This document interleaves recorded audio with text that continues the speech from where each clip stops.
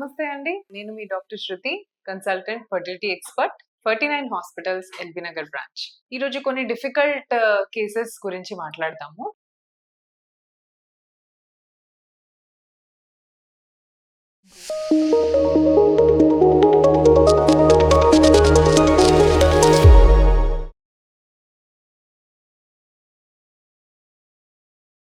So, infertility treatment తీసుకునే ప్రతి couple, ప్రతి లేడీ అండ్ ప్రతి ఒక్క హస్బెండ్ కూడా they are emotionally very much disturbed, బాగా డిప్రెస్డ్ ఉంటారు. చాలా స్ట్రెస్ ఫీల్ అవుతూ ఉంటారు. And they carry so much baggage, so much burden carry చేస్తూ ఉంటారు. ఎక్కడికైనా ఎళ్ళాలన్నా హ్యాపీగా వెళ్ళే పరిస్థితి ఉండదు. ఏ ఫంక్షన్‌కెళ్ళినా ఏదో ఒక ఈ వెలితి కనిపిస్తూ ఉంటది. అరే! వి డోంట్ హావ్ కిడ్స్ అనే ఒక ప్రాబ్లమ్ ఉంటదన్నమాట. సో, చాలా మంది ట్రీట్మెంట్స్‌కైతే అప్రోచ్ అవుతున్నారు. That is well and good. Videos చూస్తూ, చా యూట్యూబ్ చూస్తూ, గూగుల్ చూస్తూ అందరూ అవేర్‌నెస్ క్రియేట్ చేసి డాక్టర్ దగ్గరికైతే వస్తున్నారు. బట్ కొంతమంది ట్రీట్మెంట్ సగంలో ఆపేస్తున్నారు.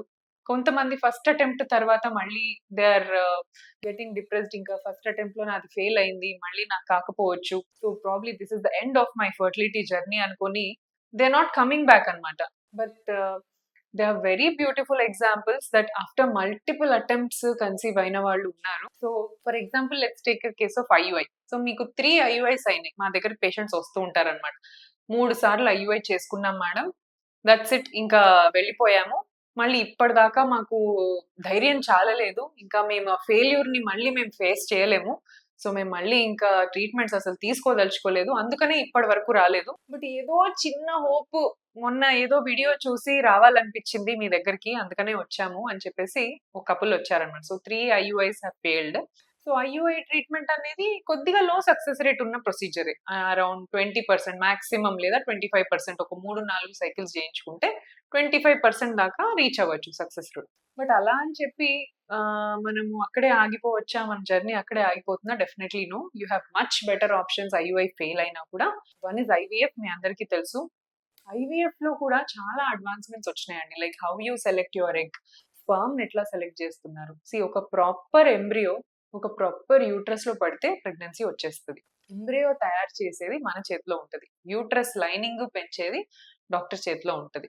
సో, ఎంబ్రియాలజిస్ట్, డాక్టర్ కోఆర్డినేటెడ్‌గా వర్క్ చేస్తే ఒక బ్యూటిఫుల్ బేబీని మనం సృష్టించొచ్చు. ఒక లైఫ్‌ని మనం ఇవ్వొచ్చనమాట.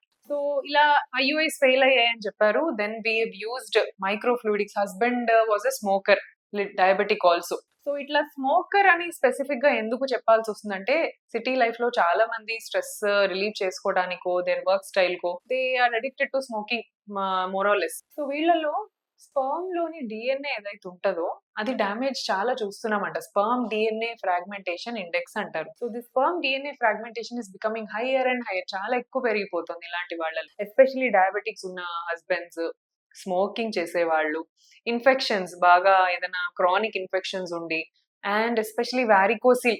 వారికోసిల్ అంటే పరబీజాలు అంటారన్నమాట. సో, ఈ ప్రాబ్లమ్ ఉన్న వాళ్ళలో టూ మచ్ ఆఫ్ హీట్ వల్లో, ఇన్ఫెక్షన్ వల్లనో, మల్టిపుల్ రీజన్స్ వల్ల వీళ్ళు డీఎన్ఏ డ్యామేజ్ అయిపోతుంది. సో, స్మోకింగ్ లో అంటే direct nicotine. Nicotine burns your sperms literally. So, ఇలా డ్యామేజ్ అయిన ప్రాబ్లమ్ ఉంది కదా హస్బెండ్ అని చెప్పేసి we used microfluidics. Microfluidics లో డ్యామేజ్ లేని స్పర్మ్ సెలెక్ట్ చేసే ఒక టెక్నాలజీ ఉంటదన్నమాట. సో, ఏ స్పర్మ్ అయితే డ్యామేజ్ ఉంటదో దాన్ని పక్కన పెట్టేసి స్పర్మ్ లో డ్యామేజ్ లేని వాటిని మనకి సెలెక్ట్ చేసి that machine will give you that sperms. Then we can మంచిగా స్పర్మ్స్ తీసుకొని వైఫ్ ఎగ్ లో వేసి మనం బేబీని తయారు చేయొచ్చు. సో, అలా మైక్రో ఫ్లూయిడిక్స్ వాడి మనం బేబీ తయారు చేసాము. తయారు చేసి వాళ్ళలో ఇంప్లాంట్ చేసాము. So, just today morning we have got the results అండి. So, it is around beta hCG వల్ల మనం మెజర్ చేసుకుంటూ ఉంటాం రిజల్ట్ అనేది. బీటా హెచ్‌సిజీ వాస్ 2000 చేంజ్ వచ్చిందన్నమాట. సో, లక్కీగా మంచిగా ఒక ప్రాపర్ ట్రీట్మెంట్, ఒక ప్రాపర్ అనాలిసిస్ జరిగితే ఖచ్చితంగా ప్రెగ్నెన్సీ వస్తుంది. So, this is about failed IUIs. So, వాళ్ళు కన్సీవ్ అయిపోయారు, well and fine. And next couple ఇంకొకళ్ళు ఉన్నారు. వీళ్ళకి 3 సార్లు ఐవీఎఫ్ ఫెయిల్ అయిందండి. ఇంకా వాళ్ళకి చాలా they are so much rich, బాగా వెల్ ఆఫ్, చాలా డబ్బులున్నాయి. బట్ ఏం లాభం, మాకు పిల్లలు లేరు అని చాలా బాధలో ఉన్నారు. సో, ఒకళ్ళు ఆల్మోస్ట్ సూసైడ్ కమిట్ చేసుకున్న అన్నట్టు కూడా ఉన్నారన్నమాట. Because they can't handle so much of failure. ఎవరైనా సరే, మీరైనా నేనైనా. సో, 3 సైకిల్స్ ఐవీఎఫ్ ఫెయిల్ అయ్యాయి.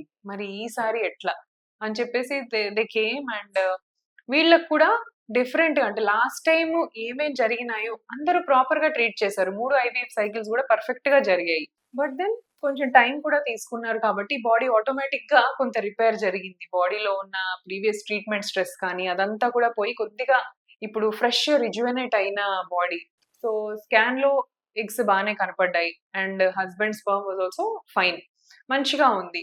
బట్ ఇన్ని సార్లు 3 టైమ్స్ ఐవీఎఫ్ ఫెయిల్ అయింది అంటే దీన్ని రికరెంట్ ఐవీఎఫ్ ఫెయిల్యూర్ అని అంటారనమాట. సో, అది జెనెటిక్ కారణాలే కావచ్చు, లేదా బాడీ అసలు రిజెక్షన్. ఇప్పుడు మనము కొత్త వాళ్ళు మన ఇంటికొస్తే ఎట్లయితే రిజెక్షన్ ఉంటదో, బాడీ కూడా అంతే అండి. వేరే ఒక ఎంబ్రియో మనం పెట్టగానే యాక్సెప్ట్ చేసుకోదు. ఇదొక ఫారెన్ బాడీ లాగా డిటెక్ట్ చేసి రిజెక్ట్ చేయాలని చూస్తది. సో, మేమేం చేసాం ఇమ్యూనిటీని కొద్దిగా టెంపరరీగా ఆ రిసెప్షన్ టైమ్‌లో ఎప్పుడైతే యూట్రస్ యాక్సెప్ట్ చేసుకోవాలో, ఆ టైమ్‌లో ఉన్న ఇమ్యూనిటీని తగ్గించడానికి ట్రై చేసాం. దీన్ని ఇమ్యూనోథెరపీ అంటారు. సో, ఇమ్యూనిటీని తగ్గించడానికి ట్రై చేసి ఎంబ్రియో పెట్టిన తర్వాత now they have conceived. So, వీళ్ళు కూడా హ్యాపీగా ఇప్పుడు ట్విన్స్‌తో ప్రెగ్నెన్సీ ఉన్నారనమాట.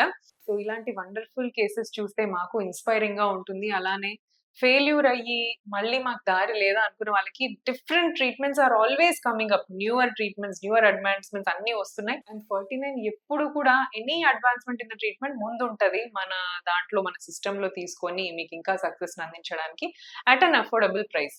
సో, ఇలా ఎలాంటి ప్రాబ్లమ్స్ ఉన్నా హైయెస్ట్ టెక్నాలజీ యూజ్ చేసి మీకు ప్రెగ్నెన్సీ తెప్పించే బాధ్యతగా we are all sitting here as a proud doctor. So thank you so much for this video. I hope this video helps you.